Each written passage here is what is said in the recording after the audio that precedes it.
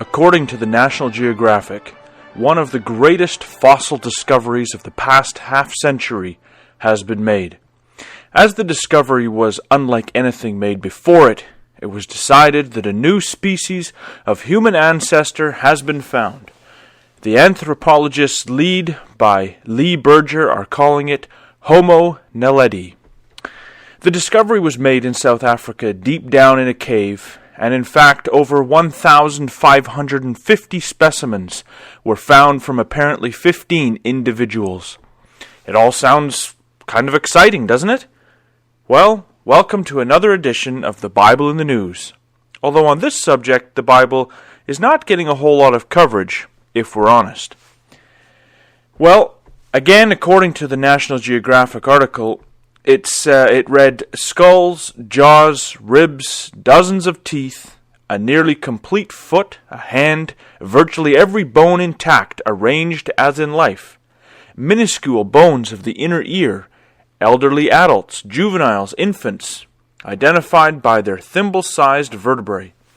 Parts of the skeletons looked astonishingly modern, but others were just as astonishingly primitive. In some cases, even more ape-like than the Australopithecines. "We found a most remarkable creature," Berger said. His grin went nearly to his ears. End quote. A gentleman by the name of Michael Lemonek wrote in an article entitled, it was in Time magazine, entitled, "How Time Began," and he said the following about anthropology. "The only certainty in this data-poor, imagination-rich, endlessly fascinating field is that there are plenty of surprises left to come." Well, if we're looking for examples of imagination-rich thinking, the discovery here surely has a dose. The paleontologists had a mystery on their hands because the bones were in a remote cave deep down and they had to come up with an explanation. The article says the following. Clearly the individuals weren't living in the cave. There were no stone tools or remains of meals to suggest such occupation.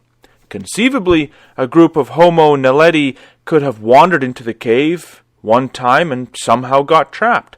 But the distribution of the bones seemed to indicate that they had been deposited over a long time, perhaps centuries. If carnivores had dragged hominin prey into the cave, they would have left tooth marks on the bones, and there weren't any.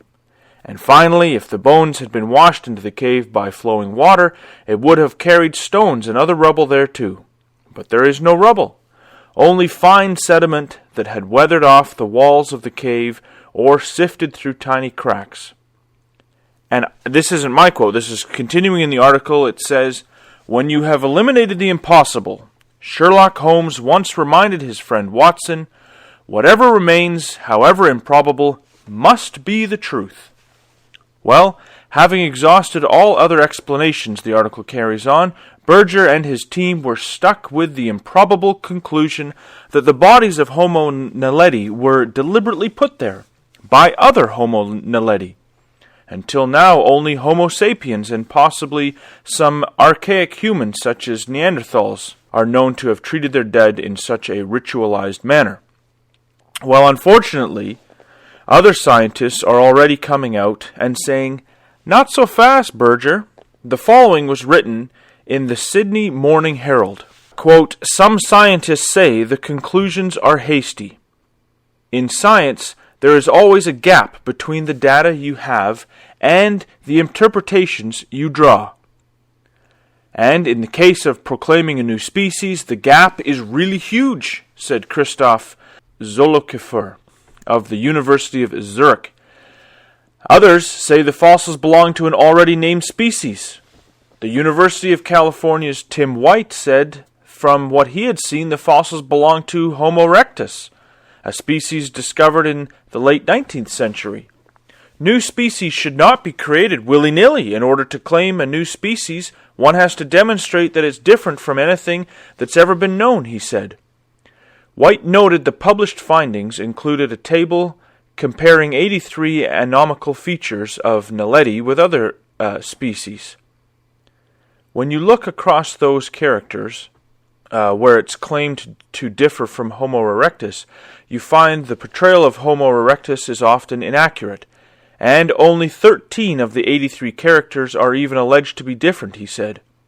Questions have also been raised about the failure to date the find and the theory that the species might have disposed of its dead, which has been proposed as the most plausible scenario.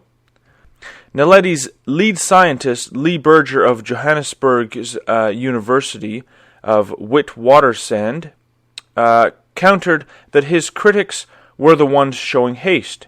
He said they should not shoot from the hip based on their preconceived ideas, but look at these papers and give a thoughtful critique to the peer-reviewed literature. We were able to mass the intellectual power and energy of more than 60 scientists. That logically speeds things up, he said. End quote.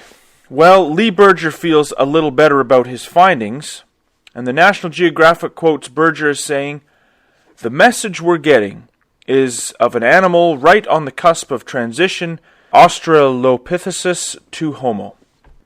Although we would not agree with all the doctrinal beliefs of the folks over at Answers in Genesis, as far as I'm concerned, Dr. Elizabeth Mitchell has it right in the following quote, taken from the article entitled, "Is Homo Naledi a New Species of Human Ancestor?"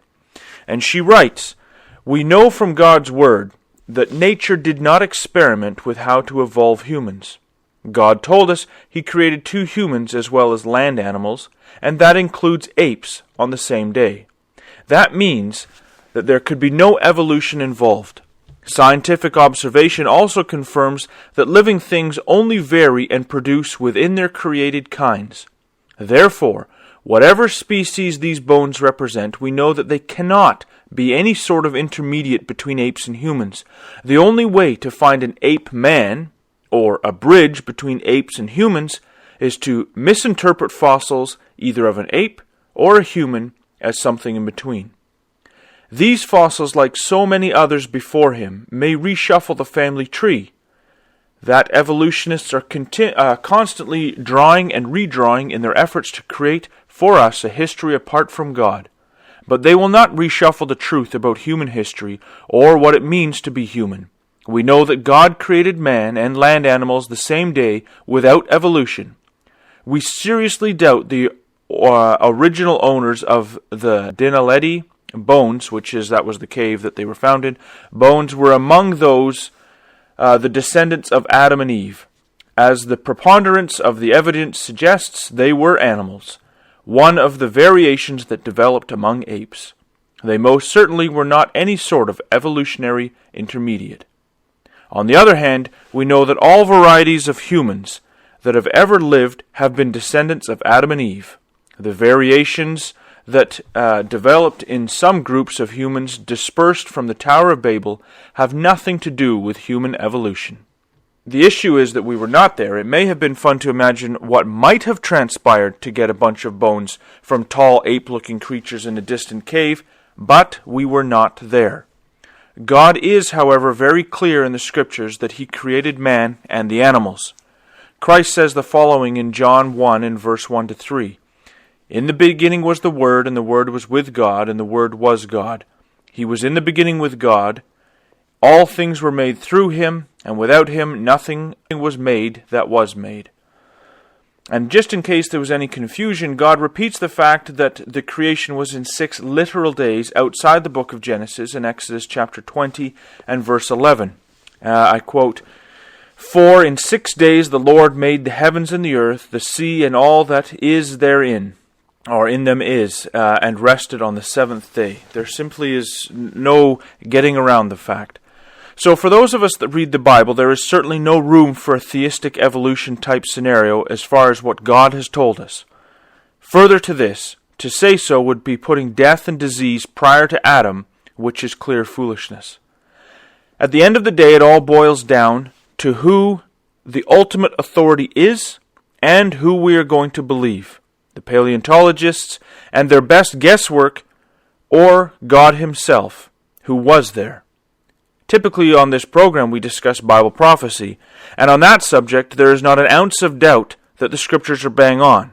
As God himself says in Isaiah chapter 43, verse 9 and 10, in relation to the prophecies concerning the Jews, he says, "Let all the nations be gathered together, and let the people be assembled. Who among them can declare this, and show us former things? Let them bring forth their witnesses, that they may be justified, or let them hear and say, It is truth. Ye are my witnesses, saith the Lord, and my servant whom I have chosen, that ye may know and believe me, and understand that I am he. Before me there was no God formed, neither shall there be after me." With the Jews back in the land, it's clear that God was right, and so why doubt him on creation? Besides, we believe in the resurrection, as it says in Acts 26 and verse 8. Why should it be thought a thing incredible with you that God should raise the dead? And well, if that's the case, I say, why should it be thought a thing incredible with you that God created the heavens and the earth?